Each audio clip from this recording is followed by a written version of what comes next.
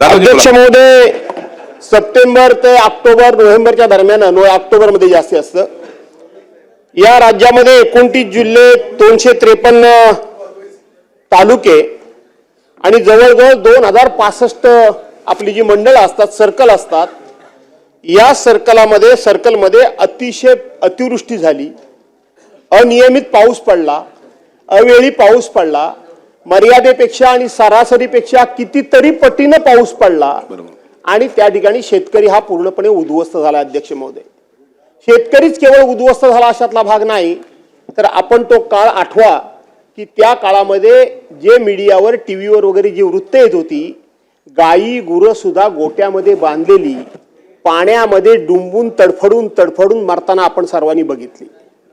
केवळ शेतीचं नुकसान झालं, एखादा सीझन हातातून गेला, एवढ्या पुरेसा हा प्रस्ताव नाही किंवा एवढ्या पुरेशी ही चर्चा होऊन चालणार नाही।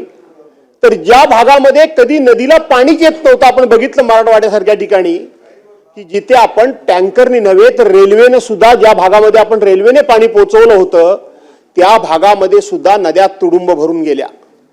नद्या भरल्या त्या भरल्या, पाणी जिकडे तिकडे झालं ते झालं, गायी गुरांचं नुकसान झालं, जवळजवळ 700 जनावरं दगावली, 3799 घरं कोसळून पडली, त्याचबरोबर 75,42,000 हेक्टरवरचं शेतकऱ्याचं पूर्णपणे शेतीचं नुकसान झालं आणि 264 माणसं या सगळ्या अतिवृष्टीमुळे मृत्युमुखी पडली।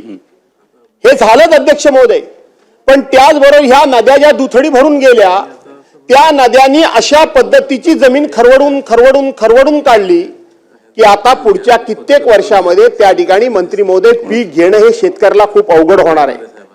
शेतकऱ्याच्या हातामध्ये आता राहिलेलं नाही, कारण जमिनीचा पोतच हा पूर्णपणे त्या ठिकाणी पुराखाली वाहून गेला। जी पिका योग्य असलेली कसलेली जमीन असते ती जमीनच पूर्णपणे खरवडून त्या ठिकाणी वाहून गेली। त्यामुळं एखाद्या वेळेला एखाद्या सीझन पुरेसं फक्त शेतकऱ्याला मदत करून त्या शेतकऱ्याला आपल्याला उभं करता येणार नाही। तर त्या शेतकऱ्याला उभं करायचं असेल तर या सार्वभौम सभागृहामध्ये सर्व सदस्यांचे जे काही वेगवेगळे अनुभव असतात ते अनुभव एकत्रित करून सरकारला काहीतरी याच्यामध्ये कायमस्वरूपी आणि ठोस अशा पद्धतीची उपाययोजना करणं अत्यंत गरजेचं आहे आणि म्हणून ही चर्चा महत्वाची आहे। ही चर्चा केवळ भाषण करण्याकरता मर्यादित चर्चा नाही। आम्ही केवळ 293चा प्रस्ताव या ठिकाणी मांडला, मंजूर केला, भाषण केली आणि विषय संपला असं नाही।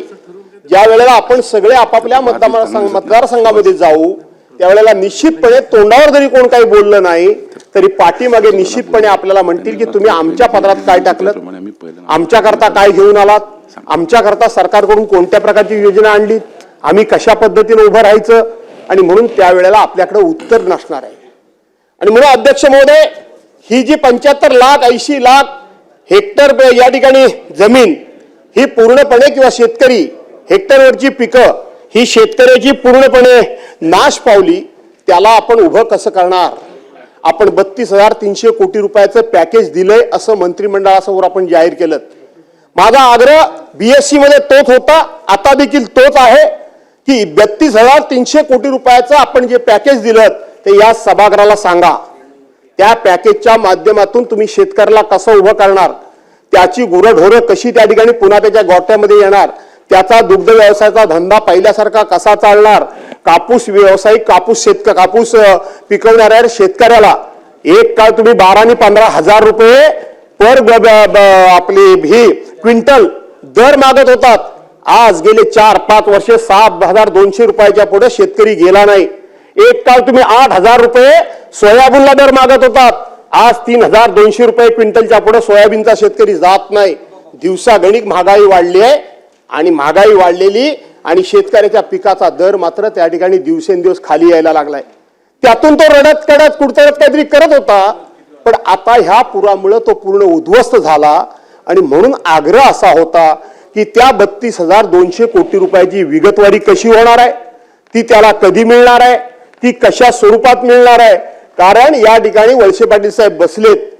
अनेक वेळेला सरकारने वेगवेगळ्या, मग आपण असू ते असतील कोणी असेल, त्यांनी पॅकेज त्या वेळेला शेतकऱ्यांना द्यायच्या घोषणा केल्या, पण नंतर याच सभागृहामध्ये चर्चा झाली की ही पॅकेजेस फसवी असतात, कशी असतात पॅकेजेस?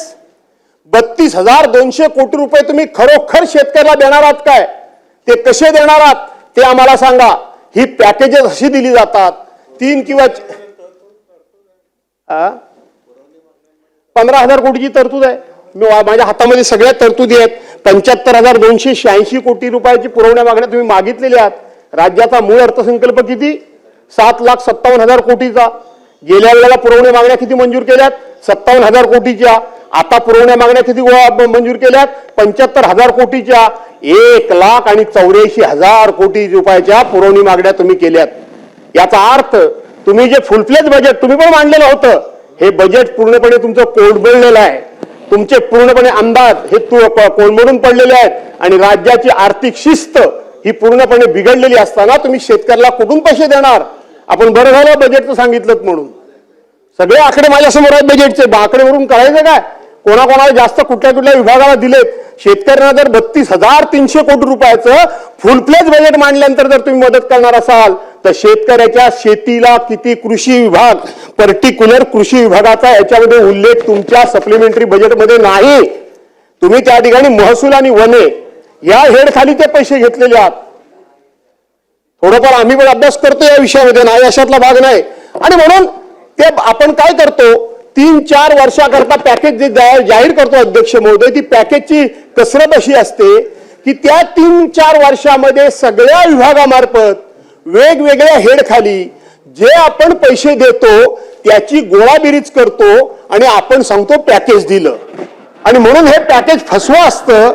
हे तात्कालीन सरकारने अनेक सदस्यांनी लक्षात आणून दिल्यानंतर आता याच्या पुढे पॅकेज द्यायचं नाही आणि पॅकेज नको अशा पद्धतीची पलीकडची मंडळी असेल, अलीकडची मंडळी असेल, त्या वेळेला बोलली होती. पण पुन्हा तुम्ही पॅकेजचा प्रयत्न या ठिकाणी केलात. याचा अर्थ तुम्ही शेतकऱ्याला फसवण्याचा उद्योग या ठिकाणी केलेला, शेतकऱ्याला फसवण्याचा उद्योग केलेला अध्यक्ष महोदय. आणि म्हणून त्या खरवडलेल्या जमिनी तुम्ही कशा पुन्हा सुस्थितीत आणणार ते तुम्ही सांगितलं पाहिजे. तुम्ही अशा पद्धतीने त्यांना किती अनुदान देणार ते तुम्ही सांगितलं पाहिजे. केंद्रीय कृषी मंत्र्यांनी भर पार्लमेंटमध्ये सांगितलं की महाराष्ट्र सरकारच्या वतीनं मदतीचा प्रस्तावच आला नाही. महाराष्ट्र सरकारच्या वतीनं तुम्ही प्रस्तावच पाठवलाच नाही. याचा अर्थ तुम्ही केवळ विरोधी पक्षाला फसवताय असातला भाग नाही, तर ज्या शेतकऱ्यांनी मोठ्या अपेक्षेनं तुम्हाला सत्तेवर आणून या ठिकाणी बसवलं. अध्यक्ष महोदय, इथं केंद्रीय मंत्र्याचा उल्लेख झाला. केंद्रीय मंत्र्यांनी सुप्रिया सुळेंना उत्तर देताना स्पष्ट सांगितलं की महाराष्ट्र सरकारचा प्रस्ताव आमच्याकडे प्राप्त झाला आहे, रेकॉर्डवर चुकीचं जाऊ नये एवढंच मला करेक्शन करायचं. चला ठीक आहे.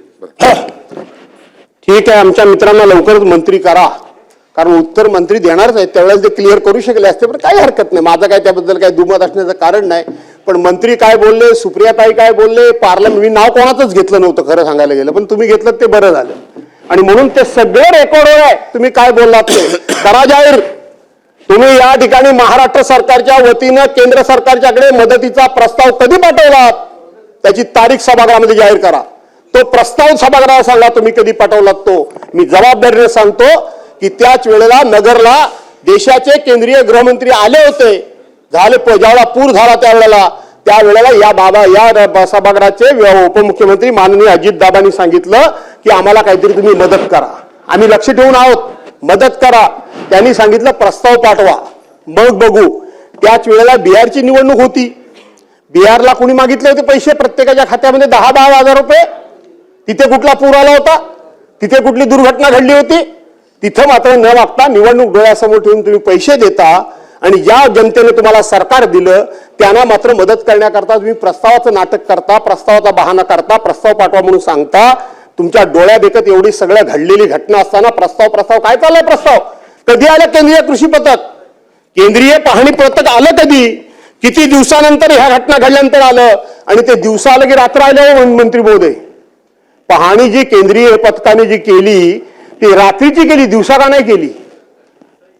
दिवसाही केली का? फक्त तुम्ही जे सांगू शकता तूच गेली म्हणून रातोरात पथक आलं आणि रातोरात गेलं. त्यांनी कोणत्याही प्रकारची पाहणी केलेली नाही. आणि म्हणून अध्यक्ष महोदय, हा खूप मोठा चर्चेचा विषय आहे. मी फार वेळ या विषयामध्ये घेऊ इच्छित नाही.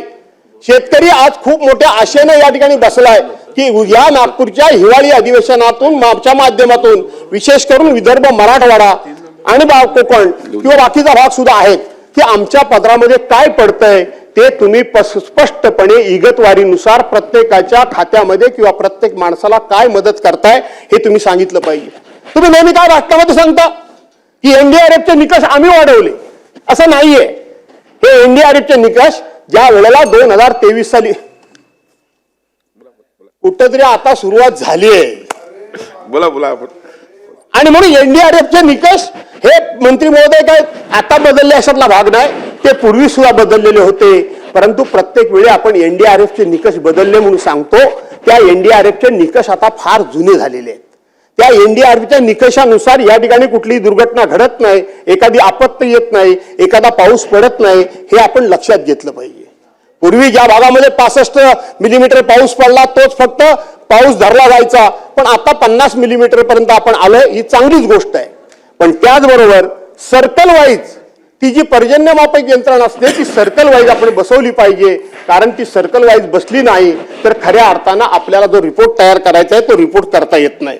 आणि म्हणून अध्यक्ष महोदय, ज्या पद्धतीनं कापूस असेल, संत्रा असेल, कांदा असेल, ऊस असेल, त्या ठिकाणी ज्वारी असेल, बाजरी असेल, ह्या कापूस असेल, या फळांचं जसं वाटोळं लागलं, नुकसान झालं, तशाच पद्धतीनं माझ्या कोकणाचं सुद्धा या ठिकाणी खूप मोठं नुकसान झालं. अध्यक्ष महोदय, 12-13 मेला सर्वसाधारणपणे 7 जूनच्या नंतर कोकणामध्ये पाऊस पडतो, पण 12 ते 13 मेला त्या ठिकाणी पाऊस पडला. आणि 12 ते 13 मेला पाऊस इतका पडला आणि त्यानंतर खऱ्या अर्थानं पेरणी करण्याच्या वेळेला पाऊसच गायब झाला. मी अनेक वेळा सांगितलंय की कोकणामध्ये दुबार शेती नाही अध्यक्ष महोदय. एकच फक्त भात शेती आमच्याकडे होते आणि ती 100% निसर्गावर अवलंबून असते. आम्ही काहीही करू शकत नाही. आणि म्हणून जर योग्य वेळेला पेरणी झाली तर त्याचा रुजावा होतो. त्यापासून लावणी बिणीच्या वेळेला पाऊस पडला तर लावणी वगैरे होऊ शकते. पण जर कधी पाऊस आला, पेरणी झाली आणि जर रुजावा होण्यापूर्वीच जर पाऊस गेला तर केलेली पेरणी ही पूर्णपणे वाया जाते. त्याला सरकारनं मदत करायची ठरवली, पुन्हा बियाणं द्यायचं ठरवलं, खतं द्यायचं ठरवलं, कर्ज द्यायचं ठरवलं, तरी त्याचा काहीही उपयोग होत नाही. कारण पुनर्पेरणी ही कोकणामध्ये होतच नाही. जास्तीत जास्त 80 दिवस, कमीत कमी 80 दिवस आणि जास्तीत जास्त 120 ते 130 दिवसाचं पीक म्हणजे भात पीक आहे. ह्या 80 ते 120-30 दिवसामध्ये हे सगळं घडवून आणणं शेतकऱ्याच्या हाताच्या बाहेरचं होतं. आणि म्हणून कोकणामध्ये त्यावेळेला लावणी सुद्धा उशिरा झाली, पेरणी सुद्धा उशिरा झाली आणि ज्या वेळेला कापणीची वेळ आली त्याच वेळेला पाऊस पडला. कापलेलं भात हे शेतामध्येच त्या ठिकाणी आडवं झालं आणि आडवं झालेलं भात त्याच ठिकाणी रुजलं. जर आम्ही थोडंफार साठवून ठेवलं असेल तर त्याला अडवी किंवा उडवी म्हणतात. काही ठिकाणी उडवी म्हणतात, काही ठिकाणी अडवी म्हणतात, साठवून ठेवतात. त्याच्यामध्ये पाणी गेलं, तिथंही शेतकरी पूर्णपणे उद्ध्वस्त झाला, मागावला गेला. आमच्याकडे कोकणामध्ये ज्या फळबागा आहेत त्या फळबागा सुद्धा योग्य वेळेला योग्य ते हवामान असेल तरच त्याला मोहर येतो. आणि आपल्याला असं वाटतं की कोकणामध्ये सगळे लोक हे सगळे हापूसचा आंबाच खातात, असं नाहीये. ते हापूस आंबा पिकवणारे हे कोकणामधले ठराविकच तालुके आहेत. मी ज्या चिपळूण तालुक्यामध्ये राहतो त्या चिपळूण तालुक्याला कुठेही समुद्रकिनारा नाही आणि ज्या ठिकाणी समुद्रकिनारा नाही त्या ठिकाणी हापूस आंब्याचं पीक येतच नाही. आलं तरी जेमतेम येतं. आणि म्हणून आपल्याला असं वाटतं की कोकणामधले सगळे जे काही जिल्हे आणि तालुके आहेत ते पूर्णपणे हापूस आंबाच खातात, असं नाहीये. हापूस आंबा हा लोकांनी स्वतःच्या कष्टातून उभा केलाय. सरकारी कर्ज, सरकारी तगाई, सरकारी अनुदान, सरकारी कुठल्याही प्रकारची सूट न घेता स्वतःच्या डोक्यावर पाण्याचे हंडे घेऊन दिवस रात्र राबून सिंधुदुर्ग सारख्या ठिकाणी, देवगड सारख्या तालुक्यामध्ये जिथं मातीच नाही, पूर्णपणे लॅटराइट स्टोन आहे, जांबा दगड आहे, आप्पासाहेब गोपटे वारले. पण त्यांनी खूप मोठ्या प्रमाणामध्ये या ठिकाणी तिथल्या लोकांना समृद्ध केलं. त्या कातळामध्ये, जांभ्या दगडामध्ये खड्डे मारून बाहेरून माती आणून तिथं आपल्या स्वतःच्या कष्टानं, स्वतःच्या घामानं, स्वतःच्या पैशानं त्यांनी तिथे कलमं उभी केलेली आहेत. त्या ठिकाणी हापूस आंब्याची लागवड केली आहे. त्यातून 2 पैसे मिळतात. कोकणी माणूस समाधानी असतो. तो कधीच कर्ज काढायला तयार नाही. कर्ज काढले तर तो वेळेवर भरतो, तो बुडवायला तयार नाही. तो कधी एखादा हुक टाकून कोणाची लाईट चोरत नाही. तो 1 पैशाचं सरकारी देणं कोणाचं ठेवत नाही. घरपट्टी असेल, पाणीपट्टी असेल, वेळच्या वेळी भरायची. सरकारी नोटीस आली म्हणजे आपल्या 7 पिढ्यांना डाग लागला, असा स्वाभिमानानं जगणारा कोकणी माणूस सुद्धा आज खूप मोठ्या चिंतेत आहे. शेती हातातून गेली, फळबागा हातातून गेल्या, त्याचबरोबर मत्स्य व्यवसाय पण अध्यक्ष महोदय हातातून गेला. कंट्रोल करा साहेब. मत्स्य व्यवसाय पण हातातून गेला अध्यक्ष महोदय. कारण त्या ठिकाणी समुद्रामधलं वेगवेगळे येणारं उधाण, वेगवेगळ्या वेळेला येणारं त्या ठिकाणी पाऊस पाणी, वादळ वारा, यामुळे समुद्रामध्ये बोटी घालू नका, समुद्रामध्ये जाऊ नका, मासेमारी करू नका, हे सरकारच्या वतीनच सांगितलं जातं. तरी सुद्धा तो बिचारा आपला जीव या ठिकाणी धोक्यात घालून तो जातो. इथं आपण बघितलं कारंजा बंदरावर परवांच्या दिवशी 37 माणसं 9 दिवस समुद्रामध्ये अडकून पडली होती. त्यांचा पत्ता लागत नव्हता, ते कुठे आहेत ते ट्रेस आउट होत नव्हते. 9 दिवस 37 माणसं ही पाण्यामध्ये अडकून पडली होती. तो मत्स्य व्यवसायाचा धंदा सुद्धा आता बंद पडलाय आणि त्याच्यावर आणखीन परत एक आमच्यावर डागणी दिली जाते, दुःखावर आणि आमच्यावर घाला घातला जातोय. जो आमचा कोकणाचा हापूस आंबा, जो आमचा कोकणाचा हापूस आंबा आहे, जो जगाच्या पाठीवर आमच्यासारखा दर्जेदार हापूस आंबा, आमच्यासारखा चविष्ट हापूस आंबा, आमच्यासारखा कलरला उत्कृष्ट असलेला हापूस आंबा, आमच्यासारख्या आंब्याची एकदा का चव घेतल्यानंतर त्या आंब्याची कोणी बरोबरी करू शकत नाही जगाच्या पाठीवर. त्या हापूस आंब्याला 2018 साली GI मानांकन मिळालं. आज त्या हापूस आंब्याचं GI मानांकन काढून घेण्याचा या ठिकाणी डाव खेळला जातोय. GI मानांकन डाव खेळला जातोय. बलसाड आंब्याला हापूस आंब्याचा दर्जा घ्या का, कशा करता, काय संबंध त्याचा? आज 400-500 वर्षापूर्वीपासूनचा आमचा आंबा आहे, जे आमचं आहे, जे आमचं फळ आहे, जे आमचं पॅटर्न आहे, जे आम्हालाच असलं पाहिजे, त्याच्यावर घाला घालायचा त्या ठिकाणी कशा करता? कोकण एक तर काय मागत नाही, तुम्ही त्यांना आर्थिक मदत काही करत नाही, केलीत तर तुमची सरकार मदत बुडवत नाही. तुम्ही त्या ठिकाणी कर्ज आम्ही घेत नसल्यामुळे बँकेचं रिशेड्युलिंग केलं तर त्याचा त्याला उपयोग होत नाही का? कशा पद्धतीनं?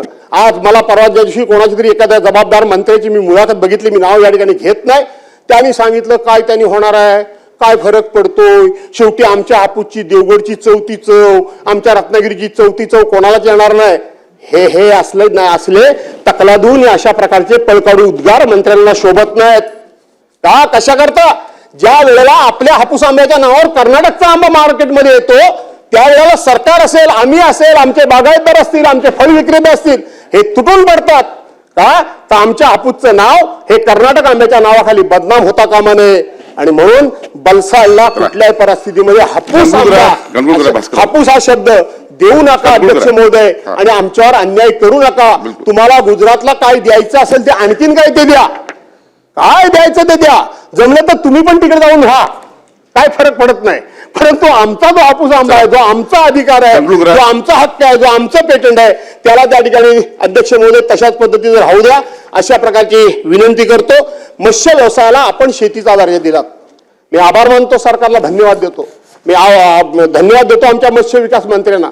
गेली 10-15 वर्षे या विषयाकरता सातत्याने भांडण्याचं काम, संघर्ष करण्याचं काम, या सभागृहामध्ये चर्चा 1936 साली विधिमंडळ अस्तित्वात आल्यापासून पहिल्यांदा कोकण विकासावर चर्चा घडवणारे कैलासवासी गुरुनाथ कुलकर्णी आणि मी भास्कर जाधव. यापूर्वी कोकणावर कधीही स्वतंत्र चर्चा झाली नव्हती. विलासरावजी देशमुख त्यावेळेला मुख्यमंत्री होते, मी वरच्या सभागृहाचा सदस्य होतो. आम्ही पहिल्यांदा ही चर्चा घडवली, त्यावेळेपासून मी भांडत होतो. आणि आज आमच्याच कोकणातले मत्स्य विकास मंत्री आहेत, त्यांनी जर या ठिकाणी सरकारच्या पाठीमागे लागून तिथं आमच्या मत्स्य व्यवसायाला शेतीचा दर्जा दिला असेल तर एक कोकणी माणूस म्हणून मी त्यांचं मनापासून अभिनंदन करतो, मी त्यांना धन्यवाद देतो. पण हे नुसतं डिक्लेअर करून चालणार नाही.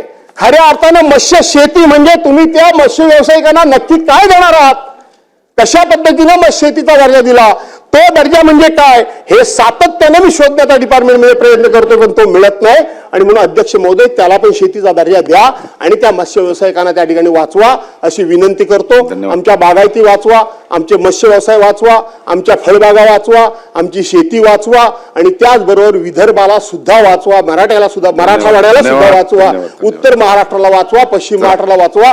कारण शेवटी सगळा महाराष्ट्र हा जर समृद्ध होईल तर संपूर्ण महाराष्ट्र समृद्ध होईल. आणि म्हणून या चर्चेच्या माध्यमातून सरकारचं औदासिन्य आहे, सरकारचं दुर्लक्ष आहे.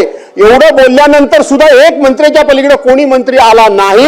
आणि म्हणून सरकार लोकांना फसवण्याकरता हा चर्चेचा हा प्रस्ताव येऊ नये, शेतकऱ्यांना न्याय देण्याकरता आलेला असावा एवढी अपेक्षा करतो. मी या ठिकाणी थांबतो.